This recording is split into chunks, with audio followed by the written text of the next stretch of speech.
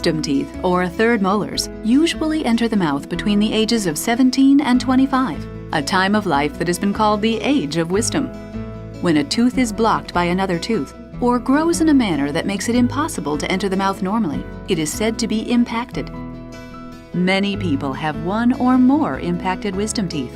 This video explains how third molar surgery can help prevent later problems in your mouth and teeth. If wisdom teeth are to be extracted, we like to remove them when patients are younger, late teens or early 20s, because it's an easier surgery for patients. The bone is more forgiving, the teeth aren't fully formed, and we don't have to worry about the roots being close to important structures like the nerves in the lower jaw and the sinuses in the upper jaw. You know, the problem with third molars is that they often do not have enough space to grow into the mouth. For some patients, the teeth do come in, but are so difficult to keep clean that it's better to remove them so that they do not develop problems that affect the teeth in front of the third molars. Sometimes these teeth are stuck or impacted underneath the gums. That gives them the potential to develop cysts and cause other problems later in life. Because the likelihood that impacted third molars can cause problems now or problems in the future, they are generally recommended for removal when a person reaches the late teens or early 20s. Many orthodontists refer their patients to an oral surgeon for wisdom tooth extraction to alleviate hygiene challenges and minimize the possibility of gum disease, cavities, and other problems that could affect the success of orthodontic treatment. If your orthodontist recommends extraction, you'll meet with the oral and maxillofacial surgeon beforehand. The surgeon will evaluate your particular situation and may perform certain diagnostic tests. For surgery, it's very important that the mouth be clean.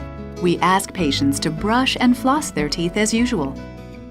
Wisdom teeth are usually removed under general sedation, although sometimes only local anesthesia is used. Patients who will receive an intravenous anesthesia should not eat or drink for 6 hours before surgery. Finally, it's best to go to surgery wearing loose and comfortable clothing. The oral and maxillofacial surgeon selects the method that is best for each patient. The length and complexity of third molar surgery depends on a number of factors. It includes the position of the tooth, the length and curvature of the roots, the thickness of the bone surrounding the teeth, and the patient's overall physical condition and health. In general, a young adult's wisdom teeth have incomplete root systems, making tooth removal relatively uncomplicated. As wisdom teeth continue to grow, their roots lengthen and may become tangled with the sensory nerves that run through the lower jaw. When that happens, surgery is more difficult and complications are more likely. If the tooth is impacted, an incision is made in the gum tissue, which is turned back so the tooth can be seen. If bone is covering the tooth, some of it may need to be removed in order to expose the tooth. This tooth may be removed in one piece, or in some cases, it may be cut into sections. The removal of 4 impacted wisdom teeth usually takes 45 to 60 minutes to complete. Once the wisdom teeth are removed, the gum tissue is sutured. Following surgery, patients rest under supervision in the oral surgery office until they are ready to be taken home. Before leaving for home, patients are given specific post-surgical instructions and prescriptions, including pain medication. The best outcome is the ability of patients to be able to properly maintain the rest of the teeth they're keeping.